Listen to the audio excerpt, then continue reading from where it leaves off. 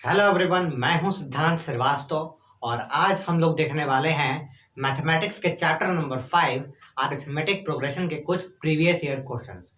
Previous year questions काफ़ी important होते हैं क्योंकि ये आपको एक अंदाज़ा दे देते हैं कि आगे कैसे सवाल आ सकते हैं और पहले कैसे सवाल आए और क्या आप सीबीएसई के सवालों को सॉल्व कर पाते हैं। चलिए तो देखते हैं इन दोनों सवालों को। पहला सवाल जो है, the sum of first 20 odd natural numbers is. Direct सवाल है लेकिन इसको आपको समझना होगा। ये सवाल पूछा गया है सीबीएसई 2012 में, यह सवाल पूछा गया था सीबीएसई के द्वारा। तो अब हम देखते हैं इस सवाल को कैसे सॉल्व कर सकते हैं। तो आपको एक फॉर्मूला पता है कि s n is equal to n by two into 2a plus n minus 1 into D.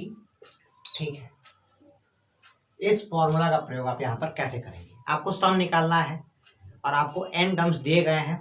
वो टर्म्स कितने हैं? 20 टर्म्स की बात हो रही है और आपको n पता है, आपको d पता करना होगा और a भी पता करना होगा। तो पहले 20 और नेचुरल नंबर कौन कौन से होते हैं, कैसे लिखे जाते हैं, शुरुआत कैसे होती है?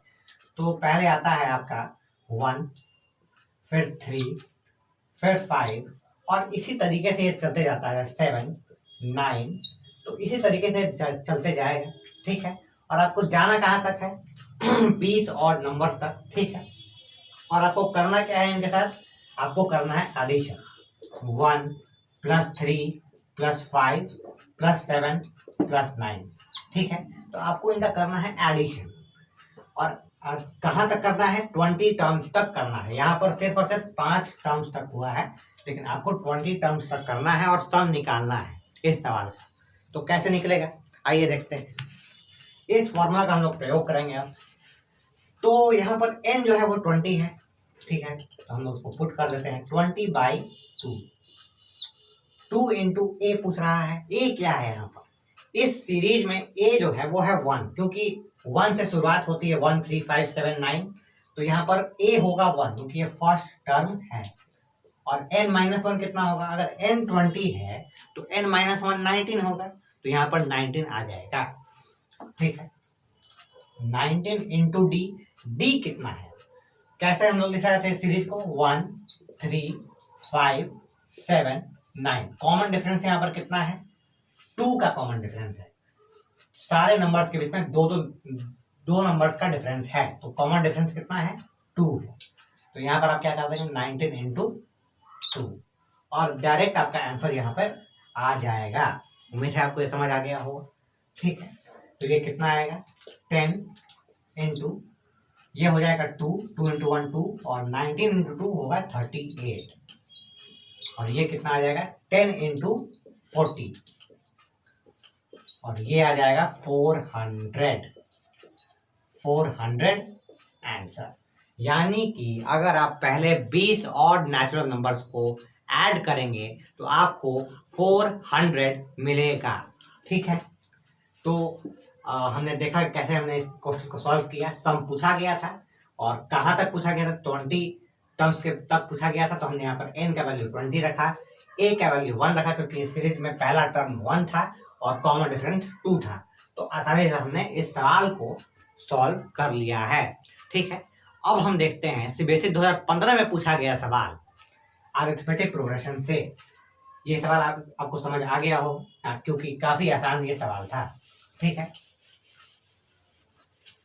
अगला सवाल है, यहाँ पर आपको किस फॉर्मूला का प्रयोग करना है? वो फॉर्मूला है Tn is equal to a plus n minus 1 into d. क्यों करना है प्रयोग? यहाँ पर एक एपी दी गई है 5, 12, 19 और ये एपी चलते जा रही है। ठीक है, कहाँ तक? 50 टर्म्स तक। ठीक है, एक एपी है जिसमें कुल 50 टर्म्स हैं। उनमें से शुरुआती 3 टर्म्स आपको दिए गए हैं एक हिंट के तौर पर। तो यहाँ पर आपको बहुत कुछ यहाँ पर पता चल जाएगा। यहाँ पर आपको पता चल जाएगा कि a कितना है, यानी फर्स्ट टर्म कितना है। तो फर्स्ट टर्म है 5, तो यहाँ पर आप लिख देंगे 5 प्लस यहाँ पर n कितना है। तो आपको पता ये करना है कि लास्ट टर्म कितना है, लास्ट टर्म में कौन सा नंबर होगा, आपको यही पता करना है। तो यहाँ पर जो Tn है ये लास्ट टर्म है, और लास्ट टर्म होगा कौन सा टर्म, वो होगा 50वां टर्म, क्योंकि इस एपी सीरीज में 50 टर्म्स हैं तो लास्ट टर्म ही 50वां टर्म ही होगा। ठीक है, तो n कितना होगा यहाँ पर, n होगा 50, यानी कि 50 minus 1 into D, 50 minus 1 into d.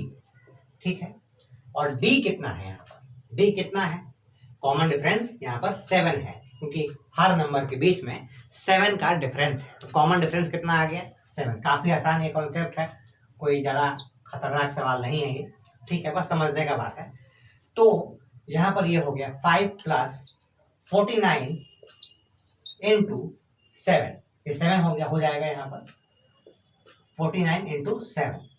ठीक है, 5 प्लस 49 इंटू 7, 49 इंटू 7 कितना होता है 343। ठीक है, क्योंकि अगर आप ध्यान दें तो ये है 7 का क्यूब, 7 का क्यूब 7 इंटू 7 इंटू 7, तो 7 का क्यूब कितना होता है 343।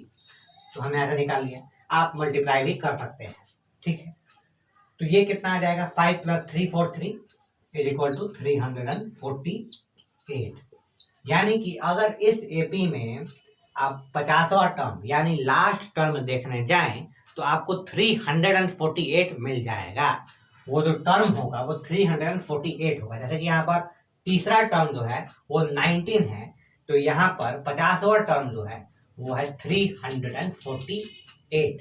अच्छा, इस फॉर्मूला का प्रयोग नहीं भी करना चाहें तो कोई दिक्कत नहीं है। आप एक चीज डायरेक्ट ध्यान में रख सकते हैं कि आपको जो भी टर्म फाइंड करना है, जैसे कि मान लीजिए कि आपको फाइंड करना है T5, तो आपको डायरेक्ट लिख देना होगा a प्लस 4d। आप ज़्यादा सोचिए मत, a plus n minus 1 into D, इसके बारे में सोचिए। ये इसको याद रखिए कि जो भी यहाँ पर नंबर होगा उससे एक कम यहाँ होगा, क्योंकि वही यहाँ पर भी वही हो रहा है n माइनस 1।